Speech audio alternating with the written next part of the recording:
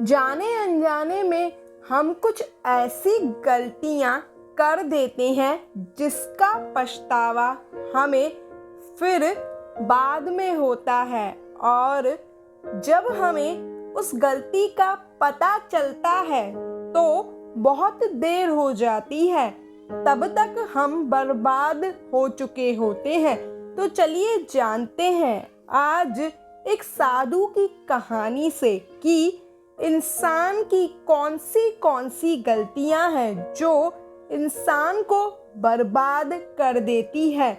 अपनी बर्बादी का कारण अगर हमें पता चल जाए तो हम अपने जीवन को सुधार सकते हैं और सुखमय बना सकते हैं। बहुत समय पहले की बात है, एक नगर में एक धनी सेठ रहा करता था। उस सेठ के पास सभी प्रकार की सुख सुविधा थी, लेकिन उसकी कोई संतान नहीं थी। संतान के दुख में वह हमेशा चिंतित रहता था। फिर एक दिन उसे पता चलता है कि उसकी पत्नी गर्भवती है और उसने अपने पत्नी का खूब ख्याल रखा। ऐसे में एक दिन उसके घर एक पुत्र का जन्म हुआ। सेठ पुत्र के जन्म पर बहुत खुश था। उसने पूरे नगर में मिठाइयाँ बंटवाई और उसने अपने पुत्र के पालन पोषण में कोई कमी नहीं छोड़ी। देखते ही देखते उसका पुत्र बड़ा होने लगा। फिर सेठ ने उस पुत्र को गुरुकुल भेजने का निर्णय लिया ताकि वह पढ़ लिख कर एक विद्वान बन सके। अभी उसके पुत्र की उम्र बहुत ज्यादा नहीं थी, लेकिन उसने छोटी सी उम्र में ही अपने बेटे को शिक्षा ग्रहण करने के लिए गुरुकुल भेज दिया था। गुरुकुल में वह बालक अच्छे से शिक्षा ग्रहण करता, अपने गुरु की सभी आज्ञाओं का पालन करता। ऐसे में वह बालक धीरे धीरे वहाँ का सबसे होशियार विद्यार्थी बन गया। गुरुकुल में उस बालक ने सारे वेद, पुराण और शास्त्रों का अध्ययन किया और बहुत बड़ा विद्वान बन गया। लेकिन कहते हैं ना, समय कब बदल जाए किसी को भी पता नहीं होता। ऐसे ही एक दिन किसी प्राकृतिक घटना की वजह से उसके माता पिता की मृत्यु हो गई, और जब उसके माता पिता की मृत्यु हुई तब तक उस बालक की शिक्षा पूर्ण नहीं हुई थी। जब उसे पता चला कि उसके माता पिता की मृत्यु हो गई है तो उस बालक का इस सांसारिक मोह माया से मन उठ गया। उसके बाद उस बालक ने निश्चय किया कि वह गुरुकुल से शिक्षा पूर्ण करने के बाद अपना संपूर्ण जीवन लोगों की भलाई में व्यतीत करेगा।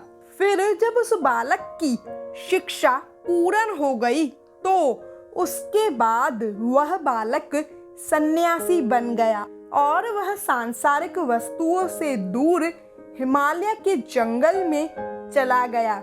जंगल में जाकर उसने वहां लंबे समय तक तपस्या की। तपस्या पूर्ण करने के बाद उस सन्यासी ने लोगों को शिक्षा देने का निर्णय किया। समय के साथ साथ उस सन्यासी की चर्चा चारों तरफ होने लगी और दूर दूर से लोग उसके पास शिक्षा ग्रहण करने आया करते थे और बहुत से लोग उनके पास अपनी समस्याओं का समाधान खोजने के लिए भी आते थे। सन्यासी सभी लोगों की समस्या का समाधान बड़े ही सरलता से उन्हें दे देते थे, जिस वजह से वह पूरे राज्य में मशहूर हो गया था। लेकिन जिस नगर में वो सन्यासी रहता था उस नगर का राजा एक क्रूर व्यक्ति था। जब राजा को उस सन्यासी के बारे में पता चला तो उसने उस सन्यासी से मिलने का निश्चय किया। अगली सुबह वो राजा अपने महल से निकलकर उस सन्यासी से मिलने के लिए निकल गया और फिर वो उस कुटिया पर जाकर पहुंच गया जहां वह सन्यासी रहता था। वहां पहुंचकर जब राजा ने उस सन्यासी को देखा तो वह देखता ही रह गया।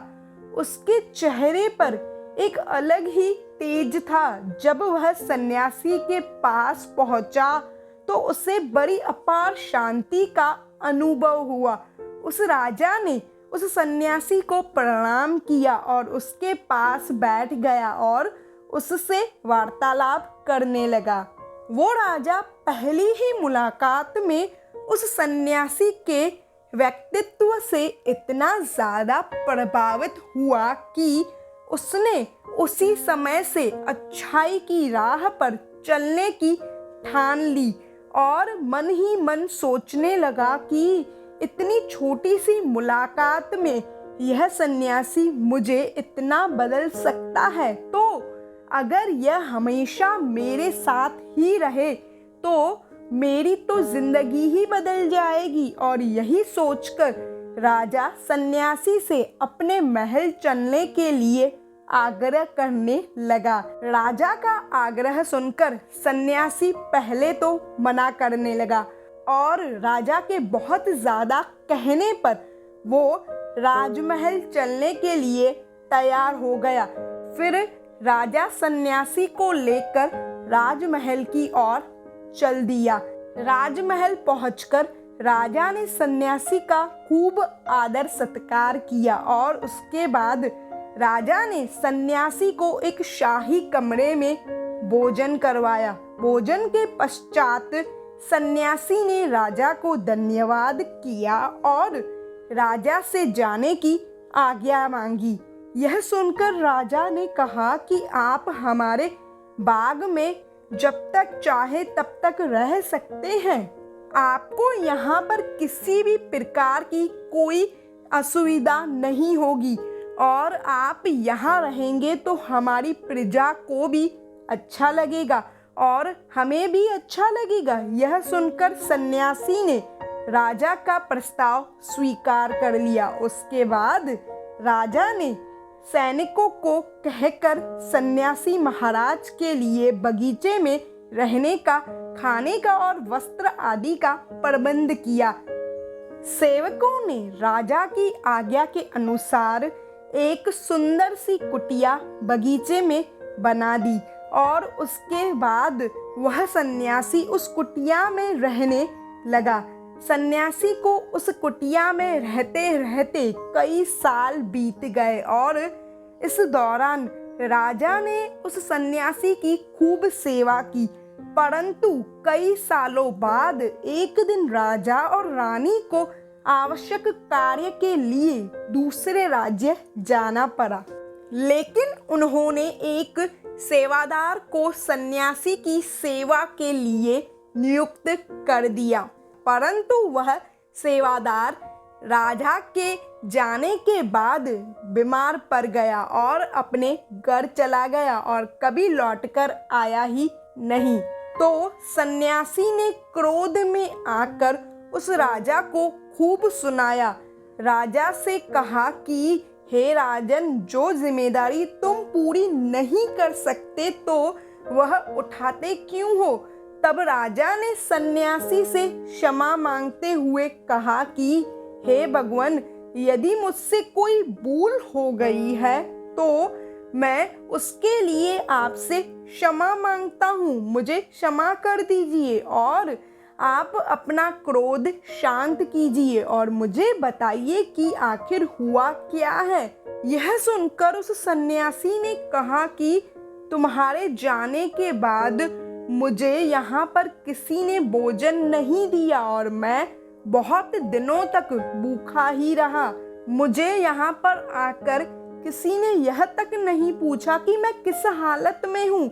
यह सुनकर राजा ने सन्यासी से क्षमा मांगी और कहा कि हे भगवान, आज के बाद मैं ऐसी कोई भी गलती नहीं करूँगा। फिर उसके बाद मामला शांत हो गया। जब राजा और सन्यासी के बीच वार्तालाप हो रही थी तो रानी भी वह सब वार्तालाप चुपचाप खड़े सुन रही थी और सब कुछ देख रही थी। उसके बाद राजा ने उस सन्यासी को कोई भी शिकायत का मौका नहीं दिया और उसकी खूब सेवा की। परंतु कुछ दिनों के लिए राजा को फिर कुछ आवश्यक कार्य से अपने महल से बाहर जाना पड़ा। लेकिन इस बार राजा ने राज्य से बाहर जाने से पहले अपनी रानी को कहा कि जब तक मैं नहीं आऊं तब तक आप स्वयं सन्यासी की देखभाल करेंगी। यह सुनकर रानी ने कहा कि जी महाराज, आप निश्चित होकर जाइए, मैं सन्यासी महाराज की अच्छे से देखभाल करूंगी। उसके बाद रानी हर दिन भोजन बनाकर सन्यासी महाराज को भेज देती थी। लेकिन एक दिन रानी नहाने के लिए चली गई और सन्यासी को भोजन देना भूल गई। सन्यासी काफी देर तक भोजन का इंतजार करता रहा, लेकिन जब भोजन नहीं आया तब सन्यासी सोच में पड़ गया कि आज खाना क्यों नहीं आया। उसके बाद सन्यासी ने सोचा कि वह खुद महल में जाकर देखेगा कि आखिर अब तक खाना क्यों नहीं भेजा गया, और फिर वह महल पहुंच गया। जब वह महल के अंदर पहुंचा तो वहां उसकी नजर रानी पर पड़ी। रानी के लंबे लंबे घने काले बाल, उसकी कजरारी आंखें जो देखने ही मात्र से घायल कर दे, उसकी हिरनी जैसी चाल, रानी के इतने सुंदर रूप को देखकर सन्यासी चकित हो गया और रानी की सुंदरता सन्यासी के मन में घर कर गई और वह वहां से बिना कुछ कहे ही अपनी कुटिया में लौट आया। सन्यासी रानी के रूप की सुंदरता को भूल ना सका और वह खाना पीना छोड़कर अपनी कुटिया में पड़ा रहा। उसने कई दिनों तक कुछ भी नहीं खाया, जिस वजह से वह बहुत ज्यादा कमजोर हो गया।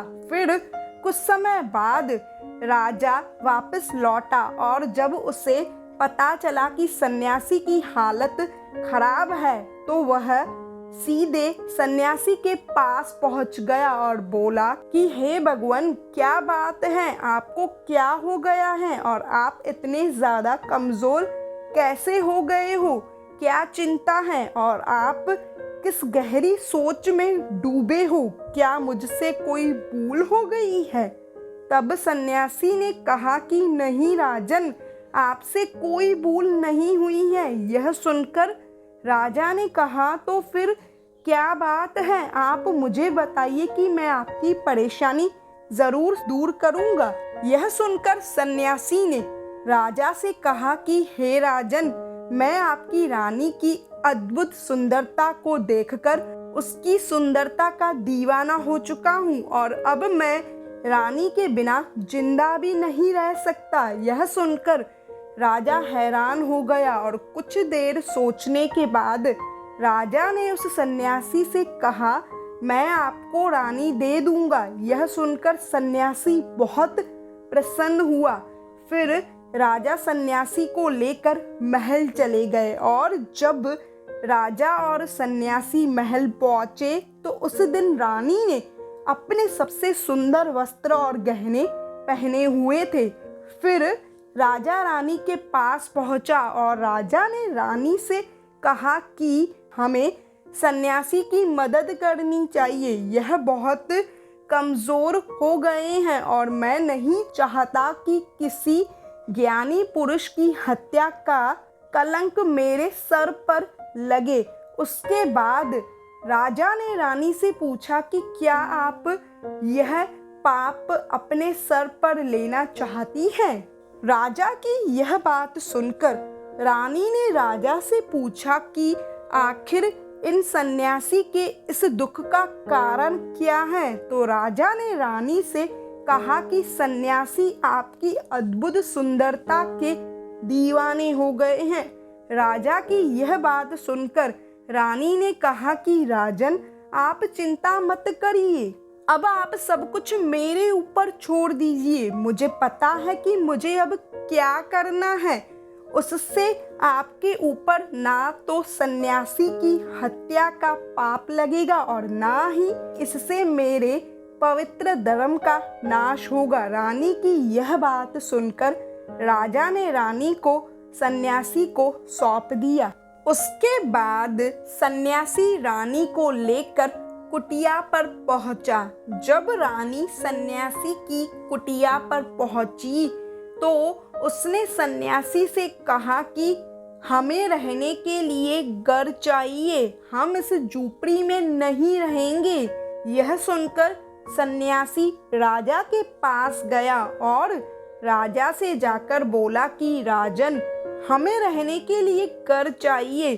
सन्यासी की बात सुनकर राजा ने उनके लिए घर का प्रबंध कर दिया। फिर सन्यासी रानी को लेकर घर पहुंचा।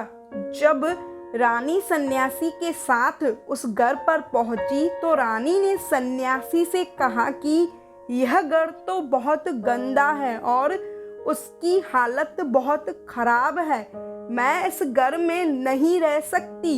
यह सुनकर सन्यासी फिर राजा के पास गया और राजा के पास जाकर बोला कि हे राजन, जो घर आपने हमें दिया है उस घर की हालत बहुत खराब है। सन्यासी की बात सुनकर राजा ने उस घर की हालत ठीक करवा दी। उसके बाद फिर रानी घर के अंदर गई और नहा धोकर बिस्तर पर बैठी। फिर सन्यासी भी बिस्तर पर बैठ गया। फिर उसके बाद रानी ने सन्यासी से कहा कि आपको पता है कि आप कौन हैं और आप क्या बन गए हैं? आप एक महान सन्यासी थे जिनके लिए राजा स्वयं सारी ज़रूरतों की वस्तुएं उपलब्ध कराते थे, जिसके पास लोग दूर दूर से ज्ञान ग्रहण करने के लिए आते थे, जो लोगों को सत्य की राह दिखाते थे, जो लोगों की समस्याओं का समाधान करते थे, जिसको सभी लोग एक गुरु मानते थे, जिनकी सब भगवान के रूप में पूजा किया करते थे। और आज आप वासना के कारण मेरे गुलाम हो गए हैं। रानी की यह बात सुनकर उस सन्यासी को एक बहुत बड़ा झटका लगा और उसे महसूस हुआ कि वह तो एक सन्यासी है और वह यह सब क्या कर रहा है। वह तो यह सारी सुख सुविधाओं को छोड़कर शांति की तलाश में जंगल में चला गया था। और वह जोर जोर से रोने लगा और चिल्लाने लगा और रानी से कहने लगा कि मुझे क्षमा कीजिए महारानी, मैं यह क्या करने जा रहा था। मैं अभी आपको राजा को सौंप कर आता हूँ। सन्यासी की बात सुनकर रानी ने सन्यासी से कहा कि सन्यासी महाराज, मेरे मन में एक प्रश्न उठ रहा है, कृपया मेरे प्रश्न का उत्तर दीजिए। रानी की बात सुनकर सन्यासी ने कहा कि पूछो, आपका क्या प्रश्न है। फिर रानी ने कहा कि जब आपको उस दिन उस सेवक की वजह से कई दिनों तक भोजन नहीं मिला तो आप बहुत क्रोधित हो गए थे। तब मैंने आपका यह रूप पहली बार देखा था और तभी से मैं आपके व्यवहार में परिवर्तन महसूस कर रही हूँ। ऐसा क्यों महाराज, आखिर आपको इतना क्रोध क्यों आया? रानी की बात सुनकर सन्यासी ने रानी को समझाते हुए कहा कि जब मैं जंगल में रहता था तो मुझे समय पर भोजन भी नहीं मिलता था, लेकिन जब मैं महल में आया तो महल में आने के बाद मुझे सारी सुख सुविधा मिली और फिर मेरे अंदर उसके प्रति लगाव उत्पन्न हो गया और फिर मेरे अंदर उसे पाने का लालच उत्पन्न हो गया और जब मुझे वह नहीं मिला तो मेरे अंदर क्रोध उत्पन्न हो गया। फिर सन्यासी ने कहा कि महारानी, सच तो यह है कि अगर इच्छा पूरी नहीं हो तो क्रोध उत्पन्न होता है और अगर इच्छा पूरी हो जाए तो लालच आ जाता है। फिर सन्यासी ने रानी से कहा कि इच्छा की पूर्ति ही मुझे वासना के द्वार तक लेकर आई है और मैं आपके प्रति आकर्षित हो गया। इसके बाद वो सन्यासी रानी को लेकर राजा के पास पहुंच गया और बोला कि राजन, मुझे क्षमा कर दीजिए, मुझे अपनी गलती का एहसास हो गया है। मुझे यह सब नहीं चाहिए। मैं अपनी इच्छा के वशभूत होकर यह गलत कार्य करने जा रहा था और अपने जीवन को बर्बाद कर रहा था, लेकिन अब मुझे सब कुछ समझ आ गया है। उसके बाद उस सन्यासी ने कहा कि हे राजन, मनुष्य की बर्बादी का कारण उसकी 4 आदतें होती हैं और दुनिया के हर एक व्यक्ति के अंदर यह 4 अवगुण होते हैं, लेकिन जो व्यक्ति इन पर नियंत्रण पा लेता है वह दुख और परेशानियों से बच जाता है।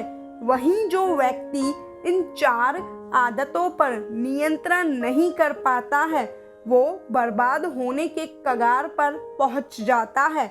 यह सुनकर राजा ने कहा कि महाराज, आप मुझे वो 4 आदतें बताइए जिससे कि मनुष्य की बर्बादी हो जाती है। फिर सन्यासी ने राजा को मनुष्य को बर्बाद करने वाली आदतों के बारे में बताते हुए कहा कि हे राजन, मनुष्य को बर्बाद करने वाली पहली आदत है इच्छा, क्योंकि इच्छा ही दुनिया के हर एक व्यक्ति के अंदर सबसे पहला अवगुण होता है और जो व्यक्ति अपनी इच्छाओं को नियंत्रण में नहीं रख पाता वह जीवन के किसी भी क्षेत्र में सफल नहीं हो पाता, क्योंकि जैसे ही उसकी एक इच्छा पूरी होती है वह दूसरी की ओर बढ़ने लगता है और दूसरी पूरी होती है तो वह तीसरी इच्छा उसके मन में जागृत हो जाती है और फिर ऐसे करते करते इच्छाओं पर नियंत्रण न होने के कारण इसके जाल में फंसता चला जाता है और दुख पाता है। इसीलिए राजन, जब हम इच्छाओं पर नियंत्रण कर लेते हैं तो हम हमारे मन पर भी नियंत्रण कर लेते हैं और जब हमारा मन हमारे वश में होता है तो हमें सुख की प्राप्ति होती है और फिर जो हम चाहते हैं वही हमारे साथ होता है। फिर सन्यासी कहता है कि हे राजन, मनुष्य को बर्बाद करने वाली दूसरी आदत है वासना। वासना का जन्म हमारे मन में उठने वाली इच्छाओं से होता है। जिस प्रकार इच्छा का कोई अंत नहीं होता और मनुष्य वासना के जाल में फंसता ही चला जाता है। वासना के वशभूत होकर मनुष्य को कुछ भी नजर नहीं आता है। आज तक जितनी भी लड़ाइयाँ हुई हैं उनका सबसे बड़ा कारण स्त्री को पाने की इच्छा ही रही है। स्त्री के प्रेम में वशभूत होकर राजा महाराजाओं ने आज से पहले बहुत सारे युद्ध किए हैं। रावण संसार का सबसे बुद्धिमान व्यक्ति था, लेकिन उसने भी माता सीता की सुंदरता में आकर उनका अपहरण किया था और अपना सब कुछ बर्बाद कर लिया। उसकी मृत्यु का कारण एक स्त्री ही बनी थी। कई राजा महाराजा तो युद्ध में इसीलिए हार गए क्योंकि वो लोग स्त्रियों से रासलीला रचने में ही रह गए। ईश्वर ने तो स्त्री की उत्पत्ति इस संसार को बढ़ाने के लिए की है, लेकिन आजकल लोगों ने इसे अपनी वासना का शिकार बना दिया है, अपने मनोरंजन का साधन समझने लगे हैं और जब उन्हें अपना यह मनोरंजन नहीं मिलता तो वह पागल हो जाते हैं और न जाने क्या क्या कर बैठते हैं। इसीलिए राजन, जितना हो सके उतना वासना से दूर रहना चाहिए। फिर सन्यासी कहता है कि हे राजन, मनुष्य को बर्बाद करने वाली तीसरी आदत है क्रोध, क्योंकि जब मनुष्य की वासना की पूर्ति नहीं होती है तो उसके अंदर क्रोध उत्पन्न हो जाता है और जब व्यक्ति को क्रोध आता है तो उस पर उसका नियंत्रण नहीं होता है और फिर वो क्रोध में आकर कोई गलत निर्णय ले लेता है। वो दूसरों को भला बुरा भी कहता है, गालियां निकालता है, और जब उसका क्रोध शांत होता है तो उससे अपनी गलती का एहसास हो जाता है, लेकिन तब तक तो सब कुछ बर्बाद हो चुका होता है। क्रोध के कारण मनुष्य के बने बनाए कार्य भी बिगड़ जाते हैं। जब मनुष्य के भीतर क्रोध उत्पन्न होता है तो वो अंदर से बहुत कमज़ोर हो जाता है, और एक कमज़ोर मनुष्य कुछ भी नहीं कर सकता, उसे कभी भी सफलता हासिल नहीं हो सकती। क्रोध हमारे भीतर तनाव को उत्पन्न करता है, और अगर एक बार हम तनाव में चले जाएं तो हमारा पूरा जीवन बर्बाद हो जाता है। फिर सन्यासी कहता है कि हे राजन, मनुष्य को बर्बाद करने वाली चौथी आदत है लालच। हे राजन, लालच का फल सदैव बुरा होता है। लालच में पड़कर हम बहुत से लोगों का बुरा कर देते हैं। हर मनुष्य के जीवन में कभी ना कभी ऐसा अवश्य होता है जब वह लालच कर बैठता है, और अधिक पाने की लालच में वह कुछ ऐसा कर बैठता है जिससे जो उसके पास था वह उसे भी गवा देता है। क्योंकि जैसे ही व्यक्ति की एक इच्छा पूरी होती है तो उसका लालच बढ़ जाता है, और उसके मन में और कई ज़्यादा पाने की लालच उठती है। जो व्यक्ति लालच करता है वह कामयाबी से कोसों दूर रहता है, क्योंकि एक ना एक दिन लालच का दुश्मन सामने आता ही है। अगर हम समय रहते ही लालच को त्याग दें और उसके जाल में ना फंसे तो हम एक सफल व्यक्ति अवश्य बन सकते हैं। फिर अंत में सन्यासी राजा से कहता है कि हे राजन, अगर मनुष्य इन 4 आदतों को छोड़ देता है तो उसे जीवन में सफल होने से कोई नहीं रोक सकता। जो इन आदतों को नहीं छोड़ता है उसे जीवन में बर्बाद होने से भी कोई नहीं रोक सकता। मैं एक सन्यासी होकर इसके जाल में फंस गया तो सामान्य मनुष्य तो इससे बच नहीं सकता। इसीलिए ही हे राजन, मनुष्य को इन आदतों से हमेशा बचना चाहिए।